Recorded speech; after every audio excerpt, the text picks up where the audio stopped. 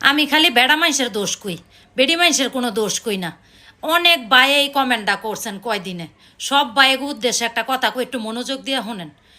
বেডি মানুষের জীবনযাপন করা এত সহজ না ভাই। ঘরে থুইয়া যান, সারাদিন পরে ঘরে আয়েন, মনে হয় কি বেডি মানুষের জীবন কত সহজ। বেডি মানুষ হয়ে জীবনযাপন যে কত কষ্ট পাইয়ে একটু মনোযোগ দিয়ে শোনেন।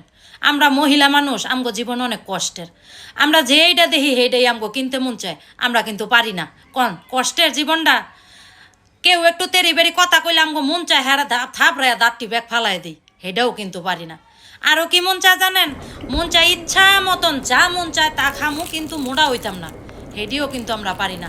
তা তো দড়ি বাইন্দা থাহন লাগে, কত খাওন দেহা চুপ করে বয়ে থাহন লাগে। তাইলে কন আমগো জীবনটা কি সহজ? এত কষ্টের ভিত্তে জীবনযাপন করার ভিত্তে যদি আপনারা আবার দোষ বিশ্রান, তাইলে কি হইব কন? এর লিগে আমি বেডি মানুষের দোষ কই না, খালি বেড়া মানুষের দোষ লয়ে পড়েতে। আর বেড়া মানুষের দোষ কইলাম কই, হাসামিছি দুই একটা কইছি, সব যদি কোয়া শুরু করি তাইলে তো আপনারা বাড়িতেই আমারে পিডাই।